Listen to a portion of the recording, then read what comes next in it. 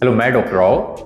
पिछली वीडियो में, last video में हमने बताया था कि कैसे बचपन की गलतियों से पेशेंट में इरेक्शन की कमी आती रहती है और धीरे धीरे उनका डिस्चार्ज होने लगता है, नाइटफॉल होने लगता है या धात सिंड्रोम बन जाता है। ये हमने डिस्कस किया था। साथ में हमने ये भी डिस्कस किया था कि घर पे आप इसके लिए क्या कर सकते हैं। जिसमें हमने बताया था कि आप फिनाइल मसाज करें, एक्सरसाइज करें, कीगल एक्सरसाइज करें और अपना जो भी काम करते रहते हैं, क्रिएटिव काम है, पढ़ाई है तो पढ़ाई पे मन लगाएं, और अगर कोई काम करते हैं, कोई आप जॉब करते हैं तो उस पर मन लगाए और इसमें स्ट्रेस नहीं लेंगे। ये हमने बहुत इस पर स्पेसिफिकली बात की थी। उसके अलावा हमने बताया था कि आप विटामिन डी ले सकते हैं और मल्टीविटामिन ले सकते हैं। यहाँ तक हमने बात की थी किस तरह से डेवलप हुआ और उसकी कैसे होम रेमेडीज है।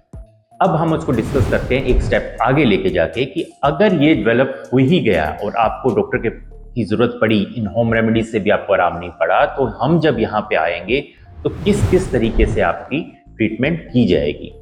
मैंने ये भी बताया था कि जिस तरह से पेशेंट जाता है, किसी पे आयुर्वेदिक से सलाह ले ली, ऑनलाइन सलाह ले ली, तो वो उसको टेडालाफिल दे देते हैं, जिससे ये सिचुएशन और भी वर्स हो जाती है। क्यों वर्स हो जाती है?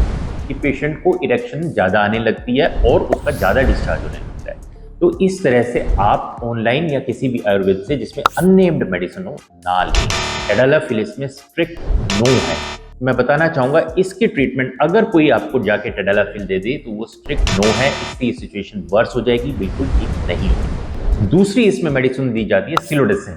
सिलोडेसिन बेसिकली एक मेडिसिन है जो कि प्रोस्टेट ग्लैंड की सिक्रीशंस को कम करती है। वो अगर आप लेते हैं तो उससे ये नाइटफॉल कम हो जाता है, लेकिन इस मेडिसिन का ये तभी तक इफेक्ट करती है जब तक आप इसे लेंगे। जैसे ही इसे लेना छोड़ेंगे ये पहले से भी ज़्यादा बढ़ जाएगा।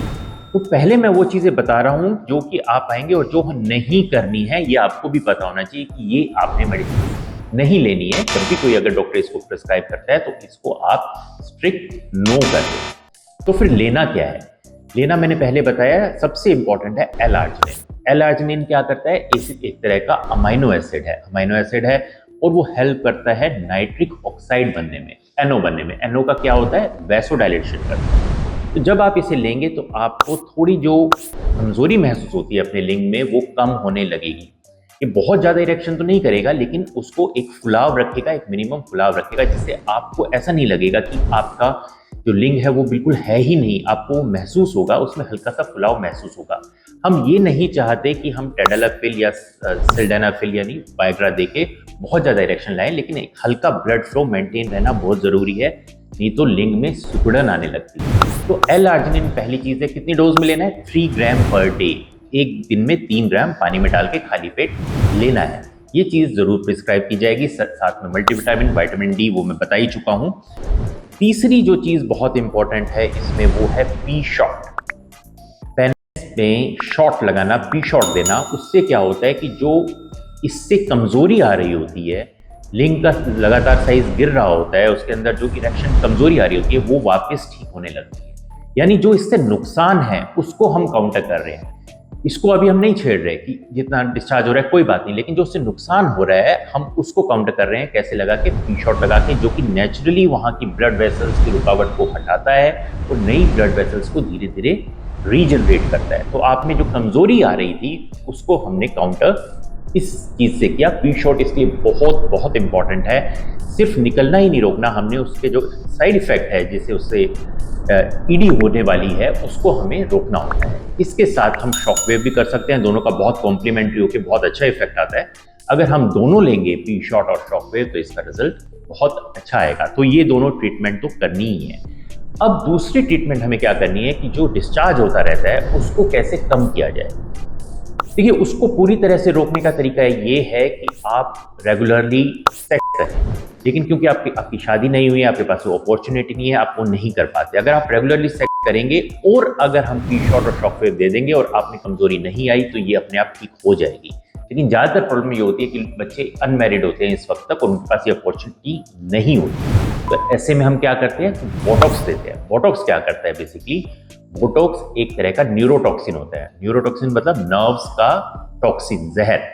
तो इसका फंक्शन क्या होता है? ये जब भी किसी मसल में डाला जाता है ये उसको कमजोर कर देता है। बहुत सेफ होता है, इससे सोच के मत करना कि इसको कोई साइड इफेक्ट हो जाएगा। एब्सोल्युटली सेफ होता है, बहुत लो कंसंट्रेशन में होता है। लेकिन जिस भी मसल में हम इसे डालेंगे, जैसे फेस पे हम इसको बहुत ज़्यादा यूज़ करते हैं, फीमेल्स अपनी फेस पे यूज़ करती है, तो मसल्स हाइपर जो एक्टिव मसल्स होती है वो एक्टिव नहीं रहती और रिंकल्स खत्म हो जाते हैं।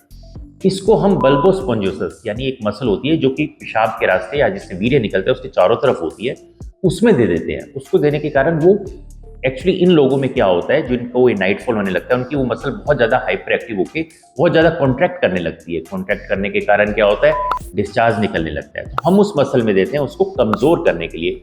टाइम बिंग 6 महीने तक ये एक्ट करता है।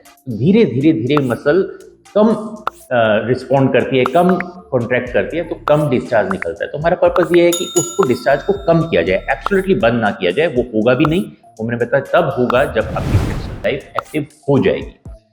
ये साथ में करने के साथ साथ हम फिलर दे सकते हैं। फिलर देने का इसमें क्या यूज़ है कि हम उसको लिंग की टिप पे देंगे, यानी ग्लैंस पैच पे। ग्लैंस पैच पे देने से क्या होता है कि वो एरिया जब कहीं पे टच होता है तो इतनी ज़्यादा सेंसेशन कैरी नहीं होती। जैसे रात के वक्त आप सो रहे हैं तो आपने वो कहीं टच हुआ, आपके अंडरवियर से टच हुआ है, कहीं पे भी टच हुआ, तो उसमें बहुत ज़्यादा सेंसेशन नहीं जाएगी, जिस कारण से डिस्चार्ज नहीं होगा।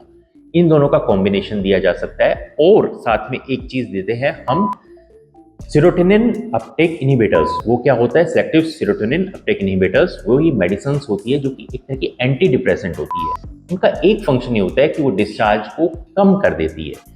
तो उस डिस्चार्ज को कम करने से क्या है, एक तो ये दो तरह से एक्ट करेगी, एक तो डिस्चार्ज को कम करेगी, दूसरा ये जो पेशेंट होते हैं उनमें स्ट्रेस बहुत ज़्यादा होता है, हमेशा वो स्ट्रेसफुल रहते हैं, तो उस स्ट्रेस को भी कम करेगी। लो डोज में दी जाती है, बहुत हाई डोज में नहीं दी जाती। हाई डोज में आपको इसके साइड इफेक्ट होंगे, लेकिन अगर इसको बहुत लो डोज में दिया जाए तो ये भी बहुत इफेक्टिवली इसको धीरे धीरे ट्रीट करती है। लेकिन उसके साथ दूसरी ट्रीटमेंट देना बहुत ज़रूरी है, यानी फ्री शॉट, शॉकवेव और बोटॉक्स और कभी कभी फिलर।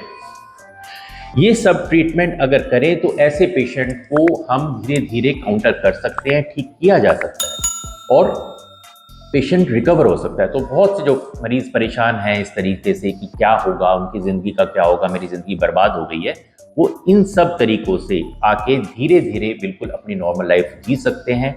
ये ट्रीटमेंट है बचपन की गलतियों का। अगर हो गई है तो उससे घबराएं नहीं, ट्रीटमेंट ले, सही जगह ट्रीटमेंट ले।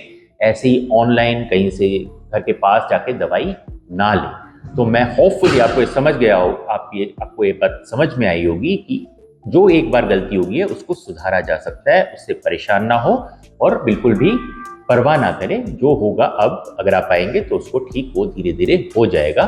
सिर्फ पॉजिटिव एटीट्यूड बनाना बहुत ज़रूरी है, हर चीज़ का सोल्यूशन अवेलेबल है। मैं आशा करता हूँ आपको ये वीडियो अच्छा लगा होगा। अगर आपके कोई क्वेश्चन है आप उन पे हमें उसके क्वेश्चंस का हमें लिखें नीचे, हम उनका ज़रूर जवाब देंगे और उस पर वीडियो बनाने की ज़रूर प्रयास करें। Thank you very much.